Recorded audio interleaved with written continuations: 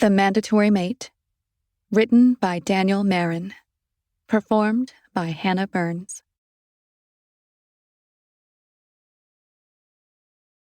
Part 1. Arrival.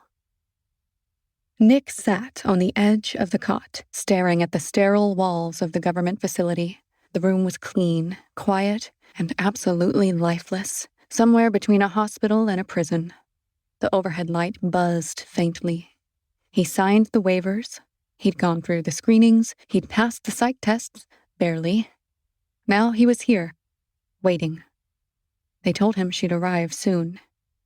He didn't know what to expect. The dossiers had been vague, on purpose, he suspected. She wasn't human. He knew that much. She'd been grown, selected, trained, not born, not raised, not someone who had a life before this. Nick ran a hand through his long hair, then rubbed the back of his neck. The idea of a match sounded so clean on paper, but now that he was here in this pale, humming room, the whole thing felt surreal. It was a government-mandated intimacy experiment, a breeding program. Of course, they never used those words exactly, but they didn't have to. It began with demographic decline, a failure of labor force reproduction. Further research followed, fertility studies, libido metrics, the collapse of pair bonding models. Eventually, people stopped blaming society and started blaming biology. That's when the Bureau got involved. The door clicked. His body tensed. When it opened, she stepped inside. Easily 7 feet tall, she had to duck slightly to pass through the frame. Her shoulders were broad enough to fill the door. Her skin was a deep, luminous blue that caught the light like satin, and her eyes shimmered like a sky full of stars. Silver-white hair coiled behind her in intricate braids swayed with each step. She paused just inside the doorway, eyes locking on his. Not hostile, not invasive, just attentive. "Hello," she said, her voice soft but resonant, like a cello note in an empty room. Nick opened his mouth to respond, but closed it again. He nodded instead. He wasn't sure why the words felt too heavy in his throat. She tilted her head. "Are you unwell?" "No, he gestured vaguely. "This is weird." Her expression didn't change, but she stepped forward, cautiously, like she knew she could scare him. Her presence filled the room, towering over him, not just in height, but in stillness and weight. "For me as well," she said. "I've only read about humans, observed them. This is my first time speaking to one." Nick blinked. "You've never spoken to a human before?" "Not outside of formal instruction." Her voice stayed calm, but her tail gave a small flick behind her, a gesture he'd come to learn meant curiosity or perhaps restlessness. "You're the first."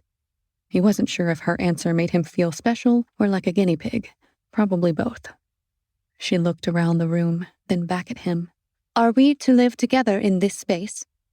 Nick brushed the hair from his eyes. "I think that's the idea." "And we are expected to bond?" He paused, then gave a slight shrug. "Well, that's the, polite way to put it." For the first time, she smiled. Faint, reserved, but sincere.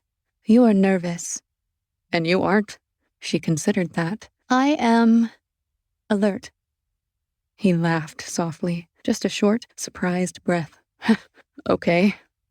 She moved a little closer, slow and deliberate, then extended her hand. It was enormous compared to his, but warm and careful. "I'm called Xalli." He stood, only coming up to her chest, and gave her hand a tentative shake. Her grip was strong but controlled. "Nick." "Nick," she repeated, almost experimentally. "You are smaller in person than the profile suggested." He snorted. Thanks." She blinked, clearly unsure whether it was an insult or not. "Was that offensive?" "No, it's fine." His eyes flickered. "You're taller than I expected." "Xaekian women are adapted for strength," she said simply. He sat back down, suddenly unsure what to do with his hands. "So, what happens now?" "I suppose," she said, folding herself down onto the floor across from him, her posture regal even while seated. "We get to know one another." There was a silence, not quite awkward, but not quite comfortable either. Nick glanced at her again. She was watching him, patient and unmoving, like she could sit like that for hours. He cleared his throat. You're not what I imagined. And what did you imagine? He hesitated. Something more alien, I guess. More robotic, less person. She nodded, as if that made sense. And you're more anxious than I imagined. That made him smile. Fair.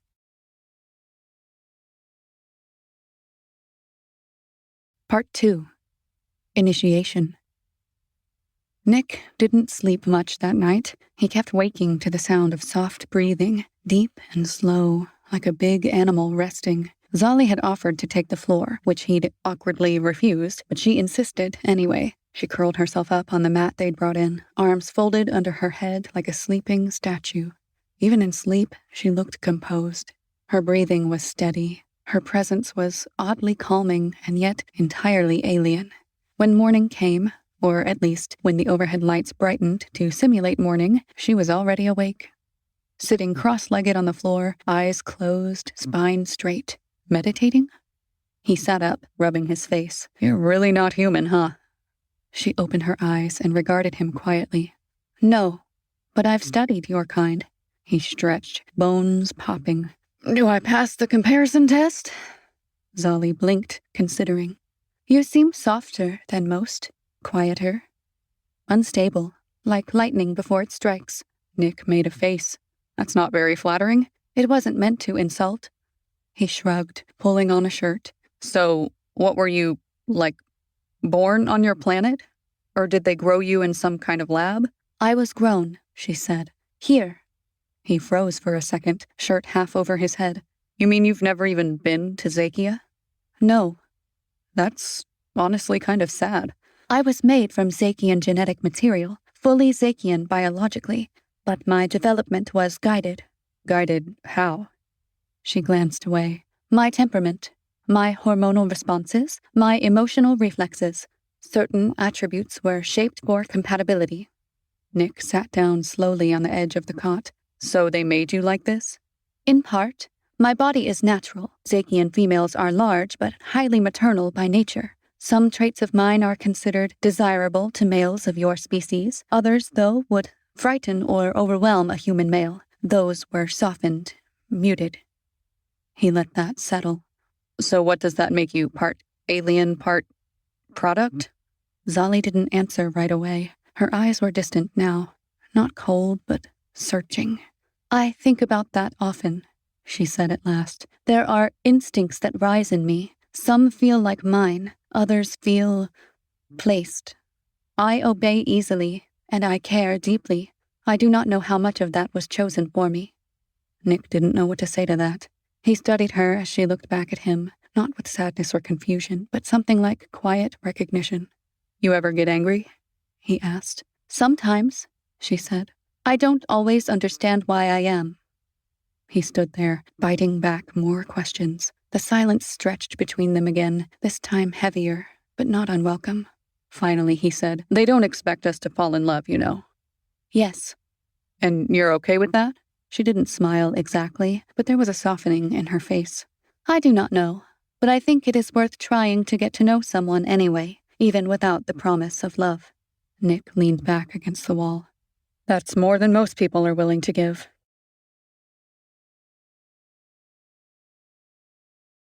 Part 3. Adaptation. Nick tried not to watch her, but he couldn't help it. She moved differently than anyone he'd ever seen. Precise, efficient, but somehow graceful, too. When she bent to retrieve something from the supply crate, it was with fluid control. When she sat, she arranged her limbs as though aware of how much space she occupied and determined not to impose. And yet, she dominated the room without trying.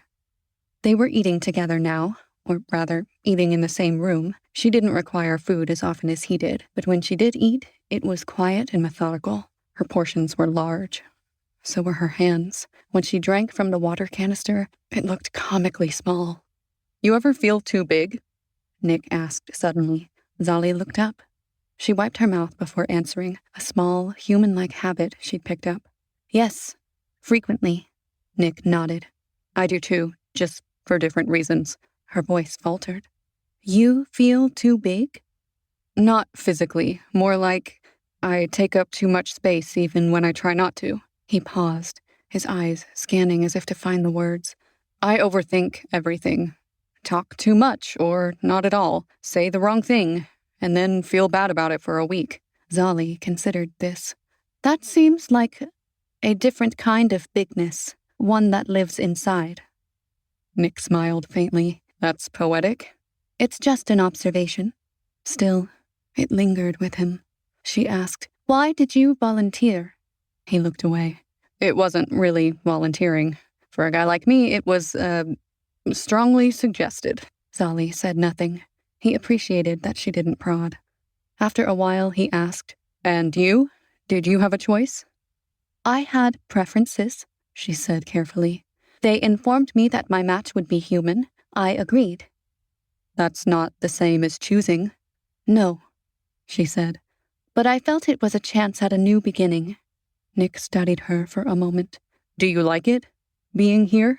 I do not dislike it, she said. You are not unkind, and the light is soft in the mornings. I like that. He laughed. That's a low bar. Xalli's expression softened. Kindness is rare in my studies. Most human pairings are transactional or adversarial. Nick leaned back. You've read about relationships? She nodded. Many of your pair bonds are built around scarcity, social approval, sexual access, emotional labor. There is affection, but also exhaustion. He raised an eyebrow. So what's your diagnosis? Xalli shrugged, shoulders rolling like tectonic plates. That humans mistake dependence for devotion. They endure each other out of need, not choice. He let that sit with him. After a while, he said, if we're going to be stuck here, maybe we should get to know each other better. I would like that. You have questions about humans. I have questions about, well, you. I am yours to study, she said, almost teasing. Nick blinked. That was a tone he hadn't heard from her yet. Not quite flirtation, more like warmth trying on new clothes. I don't want to study you, he said, more serious than he meant to be. I want to understand. Her gaze didn't waver. Then ask.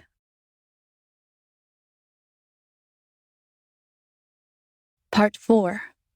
Contact. Nick wasn't sure when the silence between them had started to feel less awkward. Not comfortable exactly, but something like it. Like the tension had shifted from fear to curiosity. They were sitting at the table after another meal. Xalli had finished first, as always, and now sat with her hands folded neatly, eyes flicking between him and the wall behind him. He could feel her watching him, not in a predatory way, more like she was trying to memorize him.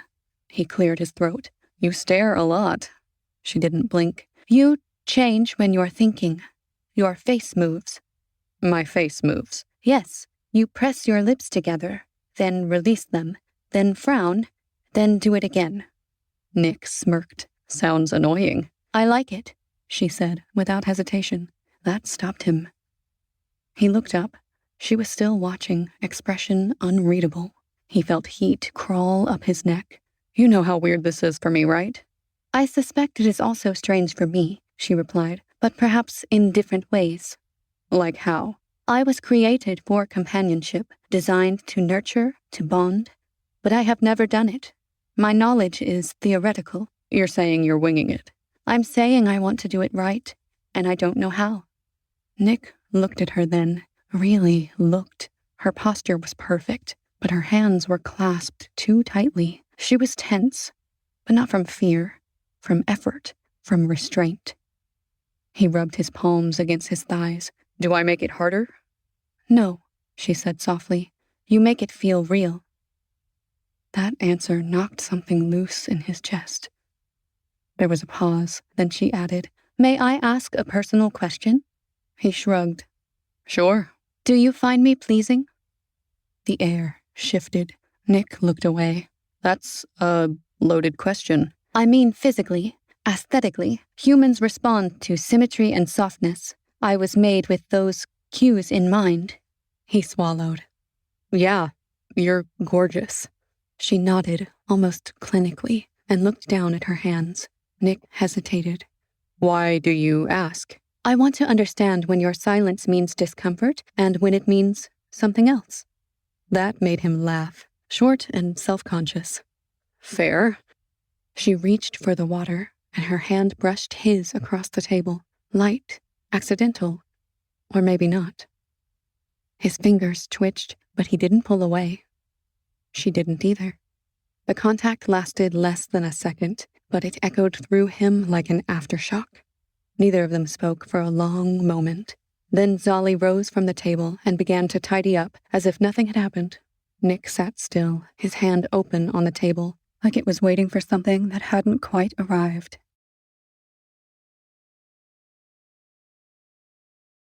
Part 5. Progress. Nick couldn't sleep. Again. He lay on the cot, staring up at the ceiling tiles. The room wasn't cold, but his skin prickled anyway. His nerves, maybe, or anticipation, he didn't know. Across the room, Xalli sat reading from one of the tablets. The light from the screen made her blue skin glow faintly, casting soft shadows over her collarbone, her shoulders, the curve of her jaw. She looked like something carved, powerful, still, distant. But he knew she wasn't. Not really, not anymore. She noticed him watching. "Another restless night?" she asked. She closed the tablet and set it aside. "Is it the environment?" "It's everything." She searched his eyes, the way she always did when she was trying to understand him. "Would you like me to leave you alone?" Nick hesitated. "No." Xalli adjusted her chair. "Would you like me to come closer?" He nodded before he could overthink it. She crossed the room without sound, then slowly lowered herself beside him on the cot. It creaked softly under her weight. Not just because she was large, but because he wasn't used to sharing space. Not like this. Not with someone so present. She didn't touch him, not at first. She just sat, back straight, hands resting lightly on her thighs. Nick looked at her. "You don't have to act like a statue." She smiled faintly. "I'm still learning how to take up space." "You already take up all of it," he said. It came out more tender than teasing. To his surprise, she laughed, low, warm. "Then I will try to do so gently." He turned toward her, leaning back against the wall. Their shoulders brushed. She didn't flinch. Neither did he. They stayed like that, still and side by side, for a long time. Eventually, Nick spoke. "Earlier, when you asked if I found you pleasing," she looked at him. "I wasn't just being polite." "I know," she said. Her voice was quieter now. "Your pupils dilated." He blinked. "You noticed that?" "I was made to." "Oh," he swallowed. "That's kind of creepy." "It's also true." The ventilation system hummed. Then, finally, Nick let his head rest gently against her shoulder. Her skin was warm and firm, and she adjusted just slightly, so that he didn't have to hold any weight on his own. It felt like sinking into something he didn't realize he'd been bracing against. Xalli didn't speak. She only breathed, steady, slow, anchoring. Nick closed his eyes. "This is nice." "Yes," she said. He felt her arm shift just a little. Then her hand was resting lightly over his, not gripping, not pulling, just holding. And for the first time in what felt like years, he let himself be held.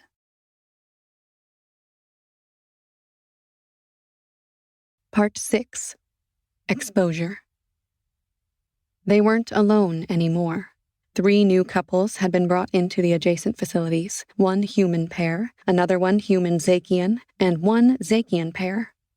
The mood shifted overnight. What had once felt like quiet exile now felt like observation. Comparison. The shared mess area was no longer empty. Meals had become group affairs, polite, awkward, weighted with subtext. Nick hated it. The other human male, Grant, was loud and casually confident. He spoke with the easy entitlement of someone who had never doubted whether he was wanted. His Xaekian match, Rala, was even taller than Xalli.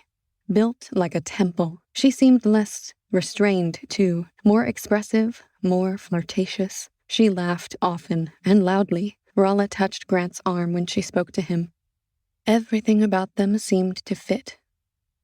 Xalli never did that. Nick wasn't sure if he would even want her to. After dinner one evening, they walked the perimeter together, as they sometimes did. The air was recycled, but the corridor was quiet, and the simulated sky behind the translucent ceiling panels had shifted into twilight.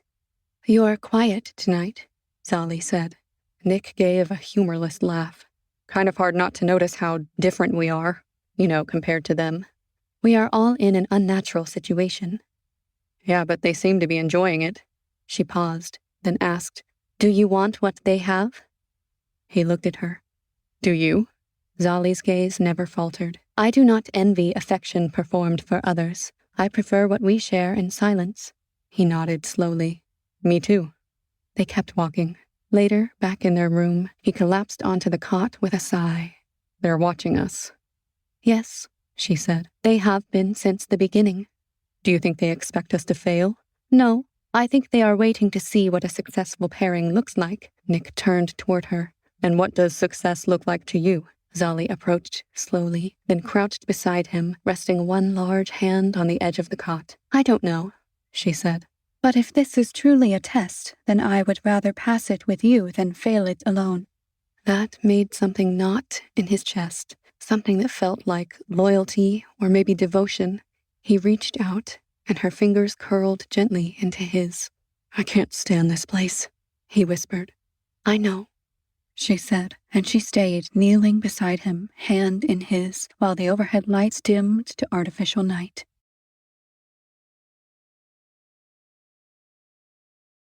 Part 7.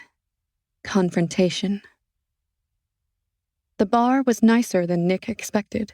Brushed steel, soft uplighting, live strings piped through low-volume speakers. It was all government-funded, a state-sponsored integration lounge meant to encourage bonding between human Xaekian pairs, flirtation zones, compatibility booths, subtle security presence in the corners. It was supposed to feel natural. That was what he couldn't stand. "Are we supposed to be impressed?" Nick murmured. Xalli, beside him in a midnight blue wrap dress that highlighted her frame with devastating precision, studied the room. "I believe the goal is immersion, familiarity." "With what? Bad liquor and generic fusion music?" She almost smiled. "Human courtship." They took a seat near the back, away from the more performative couples. Several other pairs were scattered around. Mostly human men with Xaekian women, though a few humans and Xaekians sat alone, scanning the room with idle frustration. The Xaekian bartender nodded at them. Polite, rehearsed. He'd clearly seen dozens of couples like this. Nick nursed a drink. Xalli sipped hers in one measured motion. Her presence was undeniable, not just her size, but the calm intensity she radiated. A few glances came their way, curious, appraising. Some admiring, some wary. That's when the two women entered. Late 20s, maybe early 30s. One wore a crisp slate blazer over a sleeveless blouse, hair slicked back in a tight bun like she'd just come from an interview. The other leaned more casual power. High-waisted pants, cropped jacket, confident stride. Both beautiful, both sharp-eyed. And both watching Nick and Xalli like they were the punchline to a joke they hadn't told yet. Nick noticed them immediately, not because they were loud, but because they made stillness feel confrontational. They didn't smile. They didn't sit. They approached. "Mind if we interrupt?" the blazer one asked, already arriving. Xalli straightened slightly. We weren't really asking," said the other. She looked at Nick. "So, this is what it takes now?" Nick blinked. "Sorry?" "A government voucher and a big-breasted alien? That's how you get attention?" Xalli's posture stilled, but she didn't respond. The blazer one tilted her head. "You look nervous. Do you feel lucky or just ashamed?" Men used to have to be interesting to get a date," said the one in the jacket. "Now you just have to pass a fertility test and have a pulse." Nick felt his chest tighten. The room hadn't gone quiet, but it had slowed, like the sound was thickening. "I don't know you," he said carefully. "You don't have to," the blazer one replied. "You're exactly what we expected." An ordinary man rewarded for nothing, while the rest of us get phased out. That's enough, Xalli said. Her voice didn't rise, but something in it shifted, a low resonance, like pressure building behind glass. Look at her, the jacket woman said. She's been trained not to yell, not to argue, not to leave. You're not on a date. You're handling livestock. Nick stood. Back off. The jacket woman smiled, stepping closer. Why? You're scared she'll hear the truth? That she'll finally realize this whole thing is just a consolation prize for a little man who couldn't keep a real woman? Then, casually, deliberately, she reached for Nick's shoulder. Not to hurt him, just to touch, to claim space. But she didn't get there. Xalli moved. It was fast. Not wild, not loud, but in an instant, she was between them, one arm extended, not hitting, not choking, but holding the woman's wrist mid-air with primal precision. The woman froze. Her expression shifted from smug to stunned to scared. Xalli's face was unreadable. Her hand tightened just enough to make the point. Her voice, when it came, was low and flat. Do not touch what is mine. Nick felt the breath go out of the room. Security started moving. Someone at the bar stood. A chime sounded somewhere overhead, discreet but urgent. Xalli released her. The woman stumbled back, clutching her wrist. The blazer one stepped between them, pulling her away. She's dangerous, she hissed. You think she's capable of love, but she's not built for that. She's built to survive. The woman narrowed her eyes. And what do you think that means when she starts to see you less as a partner and more as a threat? They left. Nick stood there, heart hammering, eyes still wide. Xalli turned to him slowly. She looked calm. Too calm. You could have broken her arm, he said. Yes, she replied. He didn't know what to say. She lowered her gaze. I'm sorry. He nodded. But the silence that followed wasn't acceptance, it was weight. Then, softly, you were afraid. Nick didn't deny it. Yeah. Xalli didn't touch him. She didn't plead. She just looked at him. Not like a predator or a protector. She looked at him like a person who wasn't sure if what she'd done had brought them closer or further apart.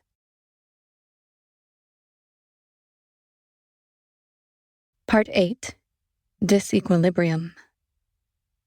They didn't speak on the ride back. When they entered the unit, Nick headed straight for the counter and poured the last of the synthetic bourbon into a glass. No dramatics, just a movement he'd been waiting to make. Xalli stood near the door, unmoving. He drank, coughed a little, then looked at her, eyes red around the edges. You gonna stand there like a bodyguard all night? She didn't answer at first. Then, I thought it was what you might need. Well, I don't. She stepped forward slightly, then stopped again, uncertain. I scared you, he scoffed. That's an understatement. Silence. I didn't mean to, she said quietly. Nick put the glass down harder than he meant to. You didn't have to do anything. I'm not a child. I wasn't protecting a child. Then what? She looked at him. Her voice was steady, but her hands were folded too tightly. I don't know. Something in me responded. It wasn't calculated, it was reactive. He stared at her. That's what scares me. She nodded once. It scares me too. For a moment, neither of them moved. Then Nick exhaled and rubbed his face. They were right, though, what they said. That I'm just some guy who lucked into this. It's not wrong. Xalli rested her eyelids. I do not believe that. Well, you weren't designed to detect low self-esteem, so... Her brow furrowed. I do not need programming to see what's true. He laughed bitterly, then sat down on the edge of the cot, his hands braced on his knees, elbows sharp. I don't want to be afraid of you, he muttered. Xalli took one slow step, then another. She crouched beside the bed, her face near his, but not too close. Please, let me show you that you don't have to be. Nick looked at her. She didn't reach for him. She didn't touch him.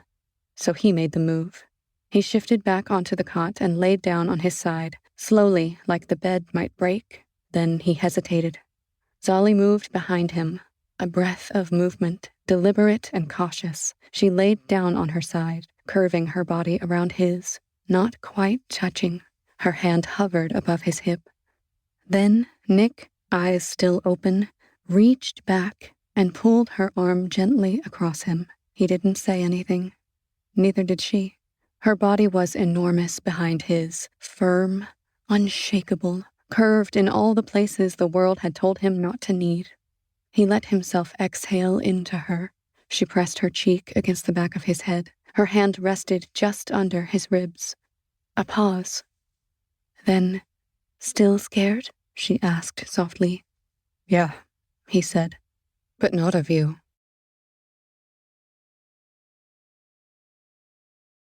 Part 9. Surrender.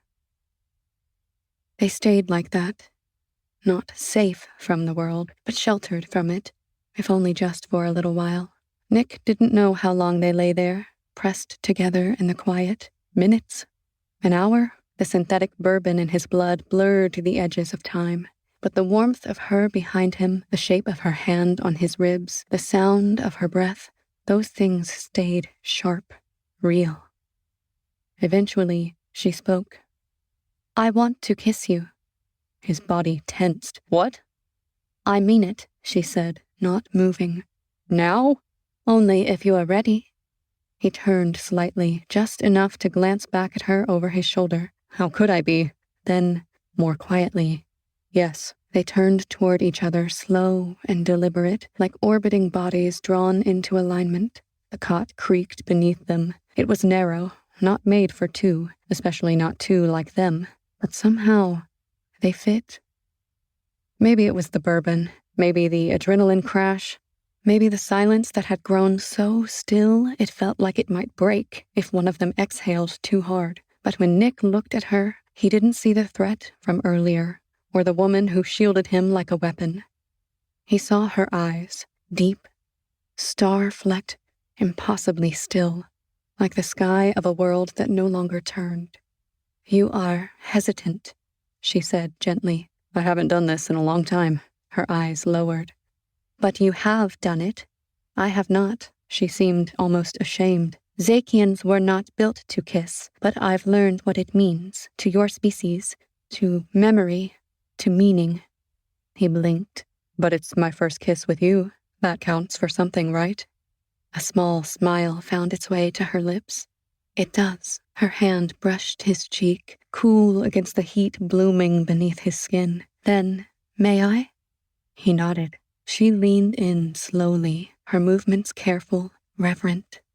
Their lips met with the quietest pressure, not insistent, not performative, a contact made not out of confidence, but longing. Neither of them knew what to do next, but that made it perfect. When they finally pulled apart, they didn't speak. The silence between them had changed, not empty, not full, just alive. That was pleasant. Nick smiled softly. For me too. She looked into his eyes. Again, she whispered. Okay. The second kiss lasted longer, less careful, a little more sure. Her hand stayed on his cheek, his fingers resting near her wrist. Their mouths found a rhythm neither of them had expected, one that spoke without language. When they separated this time, their foreheads stayed pressed together. I thought I would feel clumsy, she whispered. You weren't. I thought you would be afraid. I was, he smiled faintly. Still am. She nestled closer, her forehead resting against his collarbone now. One arm curled loosely around his waist. Your heart is fast. You're the one who kissed me. A soft laugh escaped her. Not practiced, not smooth. It surprised even her. He held her there, both of them tucked awkwardly on the cot, half limbs dangling, her body wrapped around his like armor worn on the inside. They didn't say anything else. There was nothing left to name. Sleep came quietly, not out of exhaustion, but peace, and something approaching hope.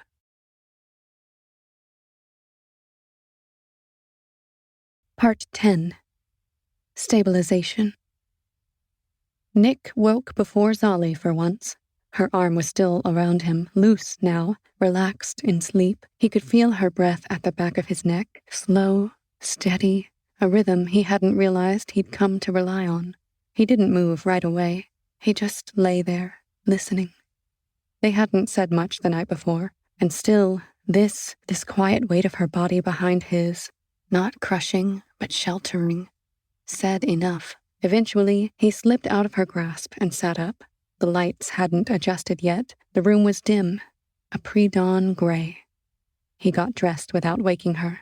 By the time she rose, eyes opening in that smooth, unsettlingly graceful way she always did, he had already made 2 mugs of the thick, bitter, government-issued coffee. He handed one to her without a word. She took it, nodded, sat. A few minutes passed like that. No awkwardness, just space. Then she said, "Did you sleep well?" He considered it. "Yeah, I think so." She sat still, sipped. "You didn't speak last night." "Do I usually?" "Sometimes. Quiet names.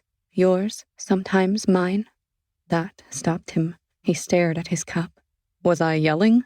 "No," she said. "You sounded lost, but then at ease, as though you were found." He didn't know what to say to that, but it sat in him, warm. Later, after their scheduled meal, they sat across from each other, reading separate things on separate screens. It should have felt distant. It didn't. At one point, he looked up and saw her glancing at him, not watching, just observing fondly. "What?" he asked, more amused than defensive. "You wrinkle your nose when you're focusing," she said. "It's small but rhythmic." He raised an eyebrow. "You're clocking my ticks again?" "I like your ticks." He laughed, and it wasn't bitter this time. When he went to refill their water rations, she followed, not hovering, just close. When she reached past him for a glass, her hand brushed his. He didn't pull away. He looked up. They didn't kiss. They didn't need to. But when they sat back down, he shifted his chair just slightly closer to hers. She noticed.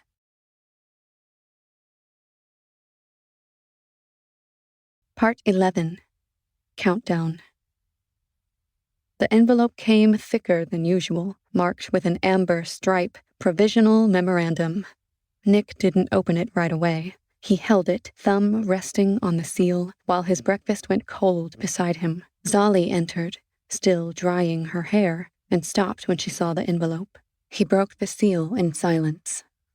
To participants 1-H and 6-X, we extend our sincere gratitude for your continued participation in the Xaekian Integration Pilot Program. Your pairing remains among the highest in observed compatibility metrics. However, in light of the ongoing absence of successful reproductive outcomes and the increasing strain on program resources, the Bureau has initiated the final evaluation phase. This phase will extend for 90 days. During this period, all existing pairings will continue under current conditions. No new participants will be admitted. We therefore strongly encourage all pairs who have not yet attempted conception to do so. At the conclusion of this phase, the program will either be terminated or transitioned into a revised operational model based on observed outcomes. This is not a termination notice. It is a recognition of limits and a final opportunity. We acknowledge that personal and social entanglements may complicate any future separation between participants. We regret the emotional hardship this may entail. Your commitment is deeply valued. Whatever the outcome, your participation will inform what comes next.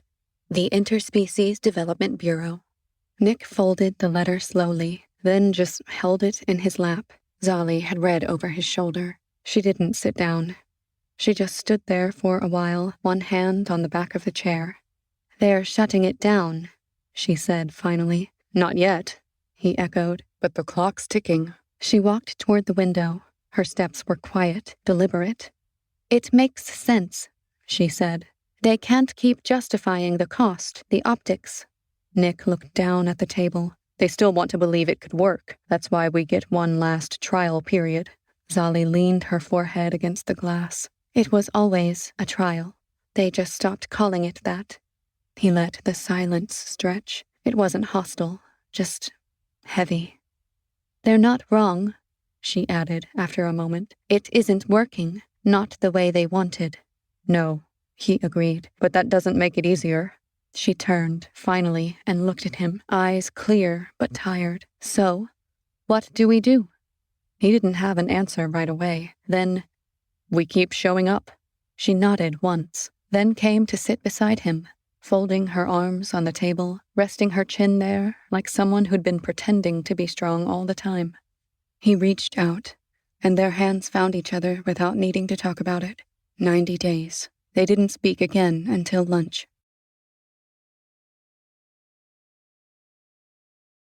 Part 12. Preparation. They were called in for a fertility assessment the next morning. No warning, just a message on the screen. Scheduled evaluation. 9 o'clock, Sector D6, followed by a polite reminder that failure to attend would be considered a breach of compliance and contract. Nick didn't speak much on the way there. Xalli didn't press. They walked the corridor like people heading into weather, not resisting, just bracing. Sector D6 was sterile and hushed, the kind of quiet that didn't feel peaceful, just vacuumed. The nurse was already waiting. Xaekian, female. Her body structure was broader than Xalli's, her facial features more severe, and she wore the medical interface band across her temple, a flickering device that blinked red when she approached them. 1H, 6X, she said. Her voice was flat, but not cruel. Come. They followed her into a dimly lit exam room. Nick sat where he was told. Xalli stood behind him, arms folded, not defensive, just present. The nurse began scanning him in silence.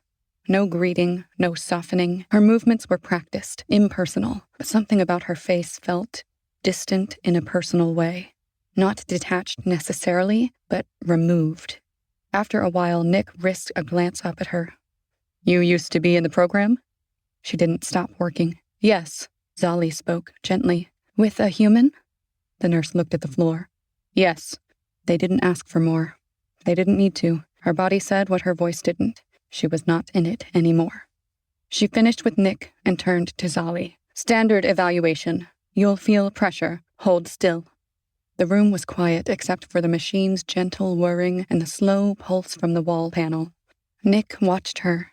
The way she moved, the way her shoulders stayed tight even when her face didn't. She looked younger than she felt, or maybe she felt older than she looked. When the scan ended, she paused, just for a moment. Then she said, not looking at either of them, You can do everything right. You can care, try, be decent to each other, and still... She stopped herself, adjusted a panel. The body won't listen. Xalli exhaled softly. What happened to him? The nurse didn't answer at first. Then, almost absently, he transferred. He's married now to a human woman, says he thinks of me sometimes. A long silence stretched. She broke it. Wait here. Results in 5 minutes. She left. Back in their quarters, they didn't talk about the visit, not right away. They ate in silence. Nick washed their mugs. Xalli dried. Later that night, lying in bed, Nick turned toward her. I hated today. Xalli nodded, not facing him. Me too. He hesitated. Do you ever think we should have done more? She rolled onto her back. Done what? I don't know. Tried harder, sped it up, wanted it more. That's not how bodies work, she said, a little too fast. He knew she wasn't angry. Just tired of blaming herself. He sighed. If we were just people, not test subjects, not part of this thing, would you still want me? She didn't answer immediately, but then she turned, reached for his hand. Yes, she said. Simple. True, without hesitation. He believed her.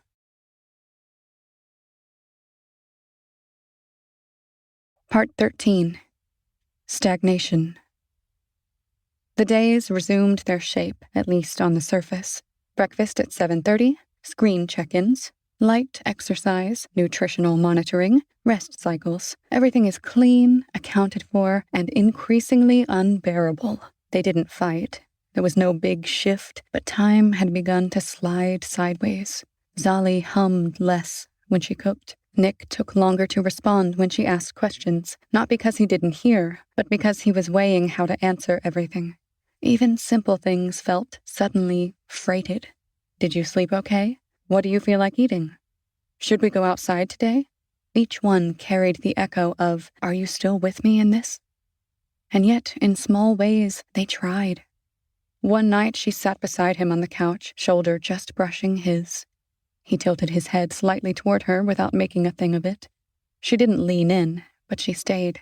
Their legs touched the whole time the screen played some inane government-curated media loop, something about interspecies cooperation in water reclamation zones. They didn't comment. It didn't matter. Another day, they played a card game from one of Xalli's learning modules, too abstract to be fun, but tactile enough to pass the time. Nick lost 3 times in a row. She didn't tease him like she usually did, just looked at him for a long time and said, "You're not trying to lose, are you?" He shook his head. "I'm just somewhere else." She nodded, not upset, just taking it in. The next evaluation was in 8 days. Neither of them said the number aloud, but both knew it. They knew it the way you know how long until your lease is up, or the day your visa expires. It made certain things harder. Nights together had changed. They still touched, still explored, but slowly, quietly, less urgency, more presence. Sometimes they didn't go further, and that was okay. A shared breath, her forehead resting against his chest. Enough. Then, one night, as Nick turned off the light, Xalli spoke into the dark. "They could decide we're incompatible, that it's not worth continuing." Nick lay still. "Yeah." "They wouldn't be wrong," she added. That made him turn. "You believe that?" Her voice didn't waver. "No, but I understand it." He reached out, found her hand beneath the blanket, held it. "We're not a project." A long breath, then, "That's what we said at the start, that we'd play along." "We did more than play." "Yes," she said softly. "That's what scares me." The next morning, they made coffee like always. Nick handed her the mug without looking. She took it. "Thank you," she said. "For what?" "For still being here." He met her eyes then. "Where else would I be?"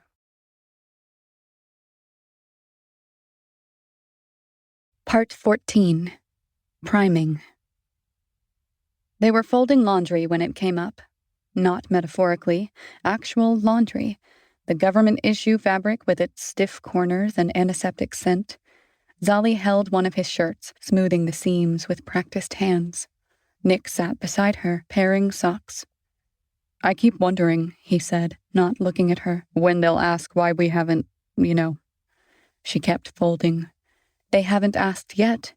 "That doesn't mean they're not tracking it." She paused, then looked at him. "They are." He nodded. "Right." A long silence passed. Then he said it. "We haven't had sex." Xalli didn't flinch. "I know." "I'm not avoiding it," he added quickly. "I didn't say you were." More silence. Then she sat back on her heels. "They'll separate us," she said softly. "Eventually, if there's no result." He swallowed. "Do you think they'll let you try again?" "I don't know. I don't know if I'd want to." That landed heavier than he expected. He looked at her, not wounded, but searching. "You mean that?" "I mean, if it isn't with you, what's the point?" She said it like she was just stating a fact, not romantic, not theatrical, just true. Nick exhaled slowly, the air dragging through him like something unstuck. "I want to," he said. Her eyes flicked up. "Not because they want us to. Not to make it count. I just..." He trailed off, then gathered himself. "I want to know you that way. Not because it's time, but because it's us." Xalli didn't answer right away. She just looked at him, in the way only she could, like she was memorizing him in real time. Then, without drama, she said, "Okay." He blinked. "Okay?" She nodded. "But not now." "No," he said quickly. "No, I didn't mean..." "I know what you meant." She reached for his hand. "But when it happens, I want it to feel real, not like a deadline." Her hand was warm, steady. He turned it over in his palm, tracing the faint calluses near her knuckles. "Can I kiss you?" That made her smile, small and tired, and luminous all at once. Yes, she said, and he did. It was unsure at first, more question than statement, but when he didn't pull away, something in her steadied. Her lips moved with quiet purpose, not hungry, not tentative, just certain, as if, for once, she knew what she was doing. When they pulled apart, she stayed close, her forehead resting against his. "I didn't think I'd ever want this," she said. "Me neither," he said. "Not like this." She kissed him again, slower this time. Then she got up, left the laundry behind, and tugged gently at his hand. "Come," she said. "We'll shower, then eat. Then after, maybe we'll keep kissing." He let her lead him, not because he was ready, but because they were choosing each other. Now, while they still could.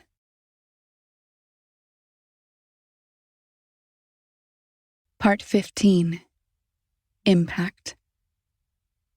They didn't plan it. There was no music, no dimmed lights, no choreographed touch, just the quiet aftermath of dinner, the way her hand stayed on his longer than usual, the way he didn't flinch when her thumb brushed his jaw. They kissed in the kitchen first, soft, curious, less hesitant than the first time, but still unsure where to put the edges.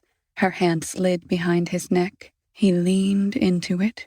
When they made it to the bedroom, neither spoke. Xalli unfastened the clasp of her shirt, then paused, just long enough to be seen. She let the fabric fall. Nick undressed more slowly, not out of shyness, but care, not rushing the moment, not trying to make it something it wasn't. When they stood bare before each other, it felt strange only for a moment. Then it felt inevitable. She touched his chest with both hands. "You're always warm," she said. "You always say that." "Because it's always true." He laughed under his breath. She leaned in, kissed him again. This time, there was no pause. They moved gently at first, not methodically. This wasn't about being perfect, but about being together. There were quiet stumbles, misread signals, a shoulder pressed too high, a hand unsure where to settle, but they adjusted. They listened. At one point, Nick froze, overwhelmed, not with fear exactly, but with the sudden weight of what this was. Not compliance, not duty. This was her. This was happening, and he wanted it. Xalli noticed. She pulled back just enough to see his face. "We don't have to get it right," she said. "I know," he whispered. She kissed his throat. "Then come here." After, they lay tangled. The air was thick with heat and salt and something almost like grief. Nick spoke first. "I didn't think it would feel like that." Xalli stirred, eyelids half lowered. "Like what?" "Like we were the only two people left." She nodded slowly. "Maybe we are." They didn't fall asleep right away. They stayed close. Her arm around him, his hand on her ribs, tracing the slow rise and fall. No declarations, no talk of love, just the hum of a body beside you. Far above them, somewhere in a tower, a monitor registered the data. Elevated vitals, body heat, changes in posture. No audio, no images, just numbers. The Bureau would call the results a successful pairing.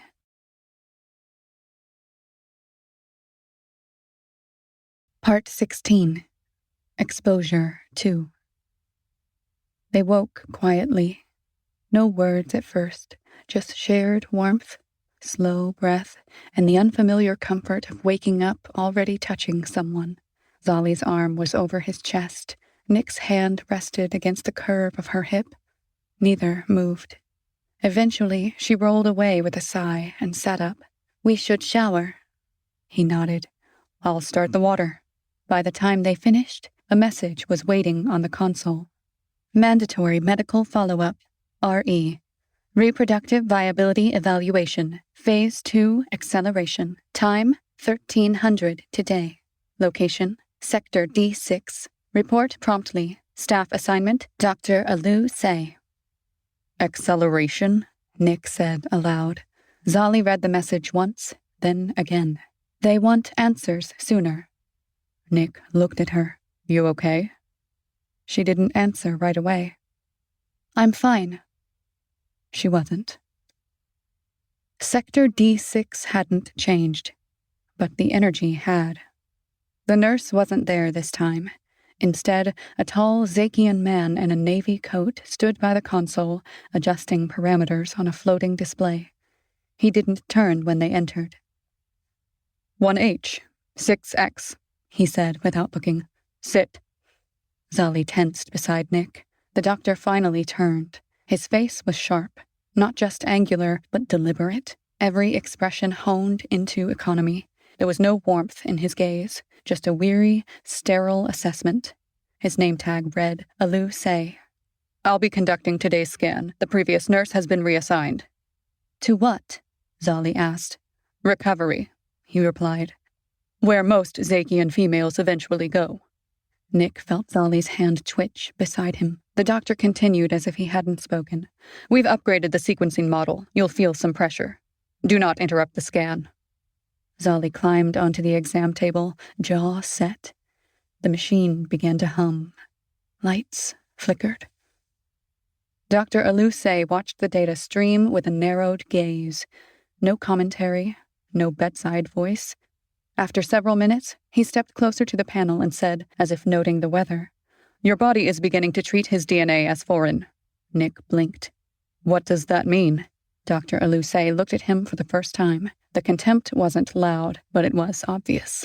Like he was seeing through Nick, not at him. It means, he said, her cells are identifying you as an intruder. Not entirely, not yet, but the defense response has started. Xalli sat up. Is that unusual? For your kind? He raised a brow. No, but it confirms the pattern. What pattern? Dr. Alusay began deactivating the panel. Decay. Instability. Reversion to species primacy. Your pairing is compliant, but compliance is not compatibility. He paused at the door, then added, dryly, You may proceed with intercourse if you haven't already. It will make no difference. The body chooses what the Bureau won't admit. And he left. Back in their quarters, Xalli didn't speak. She sat at the edge of the bed, hands clasped, eyes distant. Nick stood nearby, unsure what to do with his limbs. He's wrong, he said eventually, trying to console her. She didn't answer. He doesn't know us. That's not what he was talking about, she said. Nick crossed the room, slowly, and sat beside her. You're not a failure. She turned to him then. Her face was tight, not from anger, from something older than that. Shame. Resentment. Maybe even fear. I know, she said, but I'm still a statistic. Nick reached for her hand. This time, she let him hold it, but she didn't squeeze back.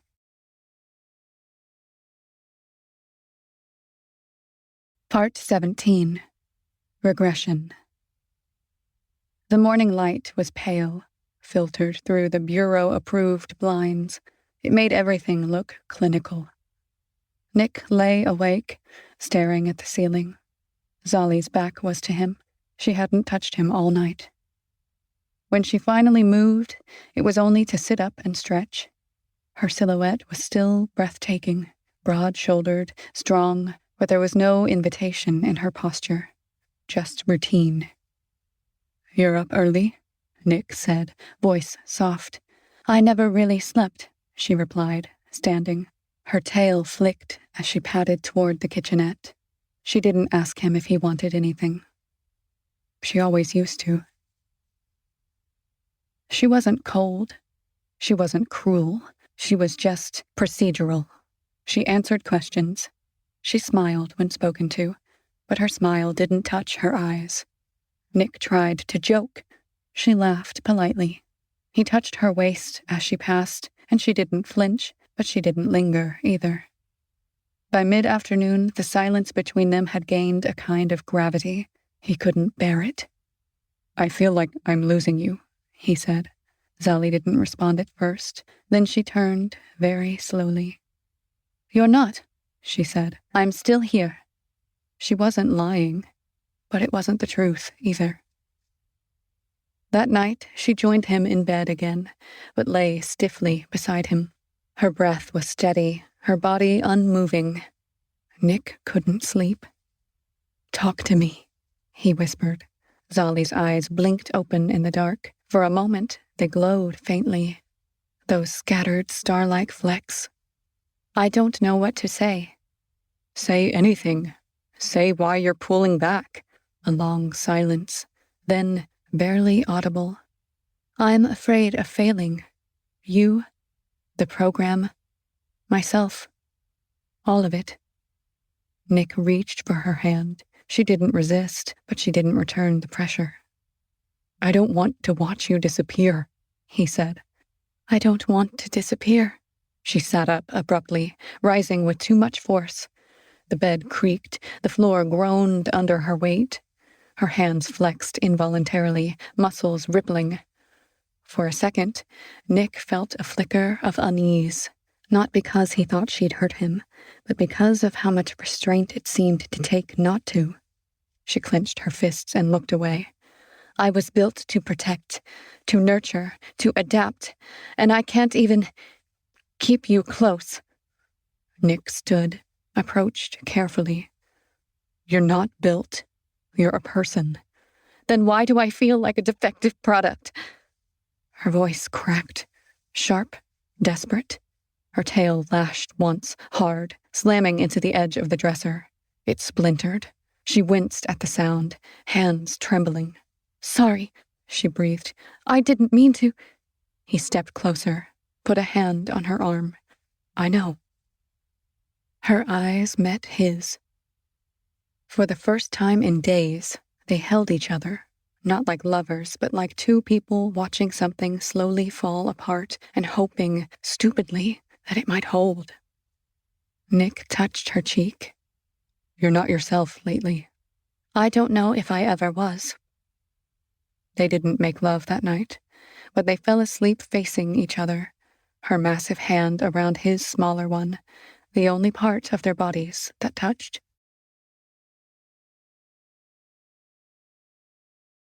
Part 18. Breakthrough. The Bureau called them in again. Nick expected more waiting rooms, more sterile language. Instead, they were greeted by someone he hadn't seen in weeks, Dr. Alu-Say. No clipboard, no translator device, just a cold, unreadable expression. "Sit," he said. Nick obeyed. Xalli stood behind him, hands clasped tightly. "We ran additional scans," Dr. Alu-Say began. "Something flagged." Nick's heart thudded. "Flagged?" Dr. Alu-Say glanced at Xalli, then at Nick. "You were told it was unlikely. That was incorrect." A pause. Then, with almost robotic detachment, "The embryo is viable." Nick blinked. "Wait, she's pregnant?" Dr. Alu-Say nodded. "Yes, but it may kill her." The words detonated in the air. Xalli didn't move. She just stared. A small tremor ran down her arm. Her tail, coiled tightly behind her, twitched once. Nick turned to her. "Did you know?" "I suspected," she said. Her voice was flat. "I didn't want to hope." Dr. Alu-Say stepped forward, voice clinical. "Xaekian biology is selective. Her body recognizes the embryo as both part of her and a threat. It's triggering survival mechanisms, primal ones." Nick felt her hand slide over his shoulder. It was meant to be comforting, but it hurt. Too tight, too hot. Her fingers twitched. He looked back and saw it in her face. She was holding something back. Barely. "You mean hormones?" Nick asked. "Mood swings?" Dr. Alu-Say shook his head. "Not mood. Instinct. In Xaekian mothers, the body prioritizes protection above all. Territory becomes sacred. Threats, real or imagined, are met with force." Nick looked up at her. "You mean she could hurt you?" Dr. Alu-Say didn't answer right away. "That depends. Do you plan to make her feel unsafe?" That night, back at home, Xalli barely spoke. Nick tried, joked, offered her food. She moved slowly, like every gesture had to be measured. Her pupils dilated strangely. Her tail swept the air in long, anxious arcs. "I'm okay," she said, but her voice was wrong, hollow, watery. He reached out to touch her cheek. She flinched. Not like she was scared, like he'd broken some unspoken perimeter. Then, without warning, she stood and walked out into the cold, barefoot, in nothing but her sleeping shirt. He followed, calling her name. Found her behind the facility, hands buried in the dirt, chest heaving. She looked up at him like an animal caught in the open. "I don't know what I'll do if they take this from me. They're not going to. Of course they will. That's what I was made for. To try, to fail, to be replaced." She staggered up, breath ragged. "But this time, this thing inside me, it's not just the program. It's mine. Ours." She gripped her belly. "I don't want to lose it. I don't want to lose you, but I'm not in control." Nick didn't say anything. He just opened his arms. She didn't move for a long time. Then, slowly, she came to him. Not gently, not carefully. Her weight nearly knocked him down, but she held on, trembling, her strength barely contained. And for once, he wasn't sure if he was comforting her or surviving her. The next morning, they returned to the medical wing of the Bureau. Dr. Aluse delivered one final line. "She will be monitored closely. So will you." He looked at Nick. "You may be the most dangerous variable now."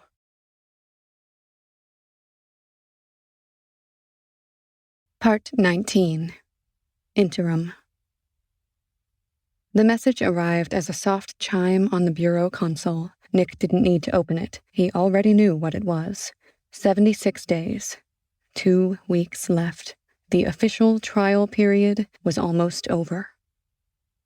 Xalli was sitting on the couch, both hands cradling her abdomen. She was visibly showing, and her posture had changed, protective, inward, always halfway between rest and vigilance. He stood beside her with the notification in hand. She looked up before he said anything. "They want to schedule our final assessment tomorrow." She nodded. "It's almost time." Neither of them spoke for a while. The low hum of the apartment's ventilation system filled the silence. Finally, "I wonder if they'll ask me if we want to stay together," Nick said. "But I think they've already decided." Xalli's voice was flat. "They won't want to risk it. Not with my condition. Not with everything else." "You think they'll separate us?" "I think they'll say it's for our safety." He sank into the chair across from her. "Would you fight it?" Xalli didn't answer right away. Her tail was coiled tightly around one leg. "I don't want to beg to keep something I already have," she said. "But I will." That night, they sat at the window together. No sex, no ceremony, just quiet proximity, her massive frame curled around his smaller one like a fortress. The city lights flickered below them, a cold, bureaucratic beauty. Somewhere in those buildings, other pairs were having the same conversation, or avoiding it. Nick watched the sky. He didn't believe in stars anymore, but he believed in her hand, resting on his knee. "What if they say no?" he asked. "Then I'll grieve you while you're still alive," she said. He laughed once, dry and broken. "That's too poetic." "I've been reading more," she replied. They fell quiet again. Later, as they lay in bed, she touched his chest, not with lust, not with fear, just with presence. "I'll stay," she said, "as long as I'm allowed." Nick looked at her, tired, glowing faintly in the dark, equal parts weapon and womb. "Me too." He didn't say forever. Neither of them did. The word had lost meaning. But in that moment, under the thin bureau blanket, with her breath warm against his collarbone, it was enough.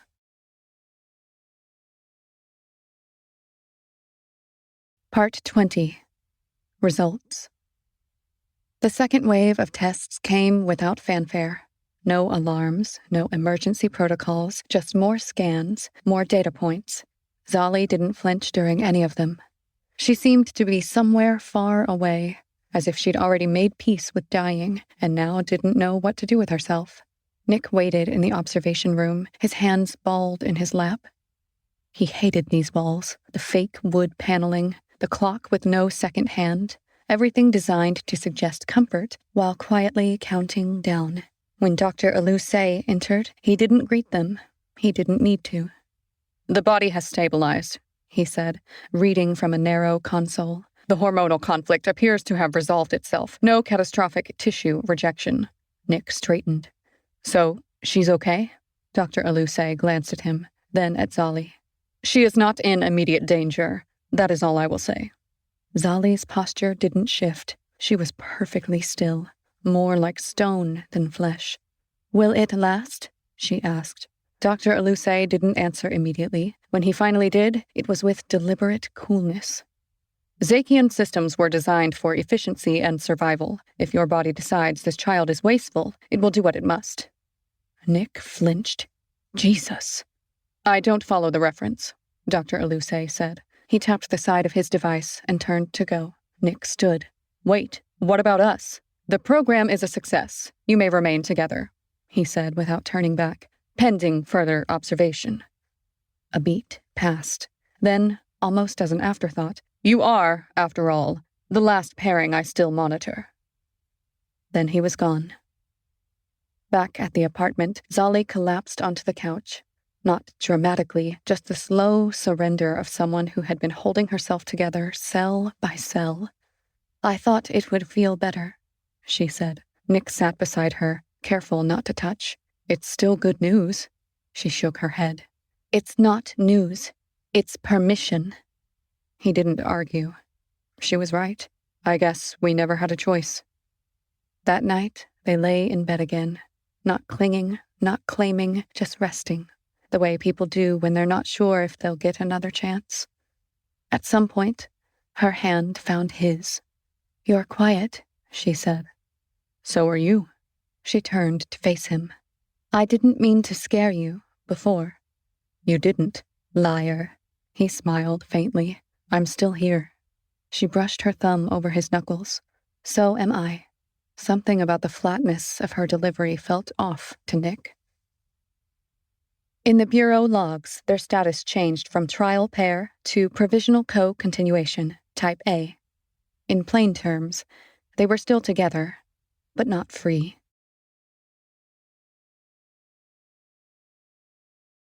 Part 21. Exhibition. The Bureau showcased it as a living endorsement of the program. A sleek hall was repurposed to look ceremonial, soft lighting, polished chrome, an artificial Xaekian arch imported for effect. The press were corralled in a tasteful corner, their cameras discreet but ever-present. Government officials rehearsed statements about cooperation, renewed hope, and successful integration.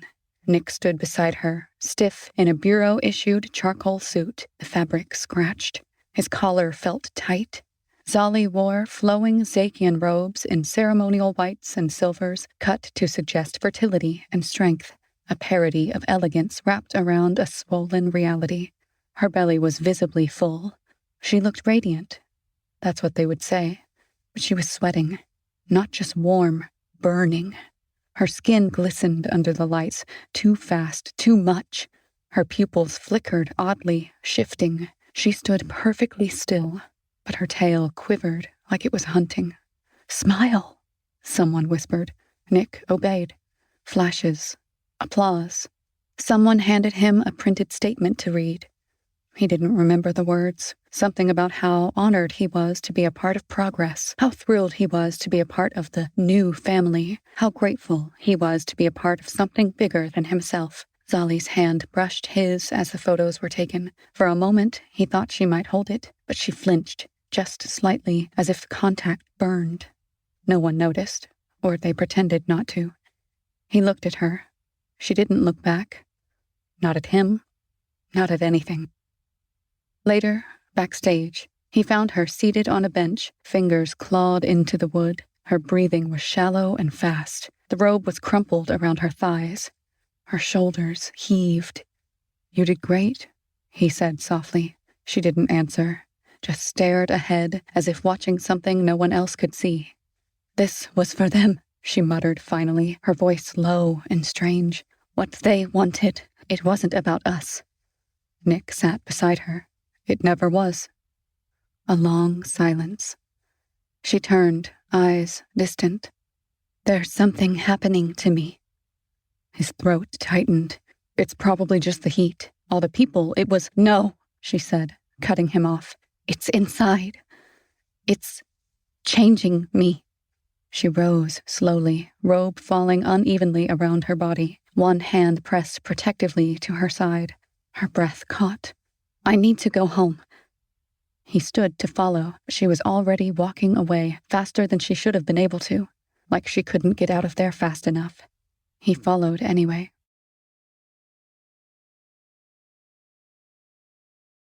Part 22. Residuals. Their room in the facility felt unfamiliar the moment they returned. She wouldn't let him near her. She hovered by the door, her eyes scanning the hallway behind them. Then she slid the lock, then the deadbolt, then dragged a chair in front of the entrance, wedging it under the handle. Nick watched. "What are you doing?" "Securing," she muttered. "The entry point is exposed." He tried to laugh it off. "Xalli, no one's coming." Her eyes flicked to him, sharp and wild. "How do you know?" The living room became a barricade. Couch cushions turned to walls. Chairs shoved into corners. Tables flipped and angled. She tore the curtains down, stuffed them under door cracks. At first, Nick tried to help, then tried to stop her, then gave up. She wouldn't let him touch her. Her body had changed. More than he expected. Her limbs thicker, smoother. Her pupils didn't contract normally anymore. She moved like someone listening to a frequency he couldn't hear. When he brought her water, she didn't thank him, just sniffed it and set it down. The argument started when he moved a chair. It had blocked the hallway. Nick needed to pee. She appeared before him in seconds, breath ragged, tail arched, arms tense. "Put it back. Xalli, come on. Put it back." He didn't, not right away. And suddenly, it was all out in the open. "You don't see me as your partner," he sighed. Her lips trembled. "Because I don't know what you are to me anymore." Silence fell, thick and echoing. Nick stepped back, stunned. Xalli crumbled onto the couch barricade, her hands in her hair, rocking. "I'm scared," she whispered, "of what I'll do, of what's happening to me. I can't stop it. I feel like I'm splitting open." He moved toward her. She jolted. "Don't." "I'm not afraid of you. You should be." His voice cracked. "I love you." She didn't look at him. "Then leave," she said, "while you still can." He stood there for a long time, waiting, hoping. But she didn't lift her eyes. Her eyes flickered as if looking for something no longer there. And so he left.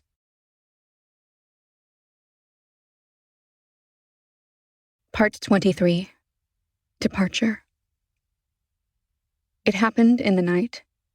There was no warning, no pre-labor checkups, no bureau escorts, just a guttural cry caught on the bureau surveillance mic, half scream, half roar, and suddenly, protocol scrambled. By the time Nick was notified, it was already over. He ran anyway. He reached the facility before dawn. The bureau had cordoned off the hallway. 2 guards stood at attention outside their unit. They let him through with a silent nod. He was still the registered partner, technically. Inside, the light was low and golden. Furniture lay in pieces. The couch had been torn apart. Glass sparkled on the floor. A bureau med drone lay sparking in the corner, its wings clipped.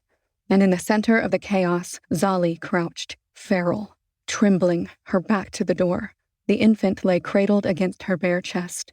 She wasn't moving. She wasn't blinking. Just watching the room, guarding it. Nick stepped inside. "Xalli," he said softly, It's me. No response. Her tail curled protectively around the infant's body. Her muscles flexed. She didn't seem to see him. Or maybe she did, and it didn't matter. She had what she came for. Do not move closer. The voice came from behind the door to the facility. Nick turned. Dr. Alusay stood leaning against the doorway, sleeves rolled up, blue hands still stained. He looked tired, but only in the way Xaekians ever allowed themselves to look. Deliberate. Composed. She's sedated, the doctor said. But she'll still kill you without even knowing it. You delivered her? Nick asked. I did. How? Why would she trust you? I did not ask her to trust me. I simply arrived and did what needed doing. He looked toward the room, unreadable. We don't lose our own. Not if we can help it. Nick followed his gaze. Is she okay? She has changed. Dr. Alusay's tone held no comfort. That is what this process is. It is not gentle. It is not meant to be. Nick swallowed. Will she come back from it? The question hung in the air. Then Dr. Alusay chuckled. Quietly, almost sadly. You humans, he murmured. You thought this was about fertility, but it was only ever about you. Nick blinked. What? Your kind mastered nature, built empires, but you never learned to live with one another. The Bureau tried to breach the gap with biology, but it could not resolve the failure to become what you once called free. He turned to go. The child will survive, he said. There's nothing more to offer. Wait, said Nick. Dr. Alusay paused. What about her? What about us? The doctor let out a defeated sigh. I'm afraid the program was never designed with that in mind. He turned toward Nick for the last time. But I suspect you already knew that. Then he left. Nick stood in the doorway, watching her. She hadn't moved. Her eyes glowed faintly in the dark. He didn't know if she would ever speak to him again, but he felt, somehow, that she was still in there, asleep beneath something primal, still watching.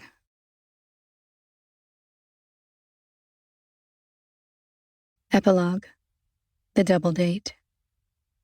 The fusion bar hadn't changed, still too dim, still too curated, the kind of place that felt expensive for no clear reason. The two women from the bar sat across from two Xaekian men. The men were perfect, tall, poised, attentive. When they smiled, it was warm but measured.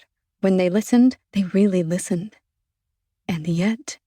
I don't want to have to explain everything, the woman with the blazer said, swirling her drink. But we cannot know what you do not share, the Xaekian replied. That's not what I mean. She shifted in her seat. Sometimes you want someone who just gets it, without being told. Intuition, the other Xaekian offered. That is something we study. You study it? Yes, through pattern recognition. The woman with the jacket laughed once, short and breathless. You can't train intuition. The Xaekians didn't argue. They nodded.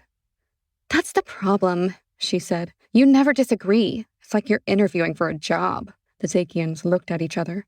If we disagreed, one asked gently, would that feel more real to you? The question hung. I don't know, she said. Maybe. The blazer woman leaned in. Okay, but would you ever just take charge? The Xaekian frowned slightly. Only if consent is implied or explicitly stated. So never? He considered. I would not override a partner's autonomy for the sake of appearing decisive. The woman in the jacket gave a slow exhale. Right. Later, after dessert sat melting between them, the jacket woman asked, What do you look for in a partner? The Xaekian across from her smiled softly. Clarity, shared intention, emotional attunement. No mystery? Mystery is often a failure of communication. She looked away, almost embarrassed. But that's the fun part, she muttered. The blazer woman stirred her drink. God, I miss the chase. The Xaekians said nothing. One finally offered, You want to feel chosen, but not too easily. The women looked at him. And you want honesty, the other Xaekian added. But only when it comes without need for vulnerability. Then, both simultaneously, we can model that. Silence again. The blazer woman stood to use the restroom. Her friend leaned across the table. They're not wrong, she whispered. But I hate that they know. The other woman nodded. Yeah. The music changed. The server asked if they wanted anything else.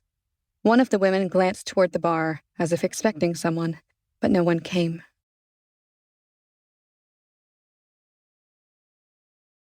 This has been The Mandatory Mate, written by Daniel Marin, performed by Hannah Burns, edited by Aaron Reppert at Travsonic Audio Productions.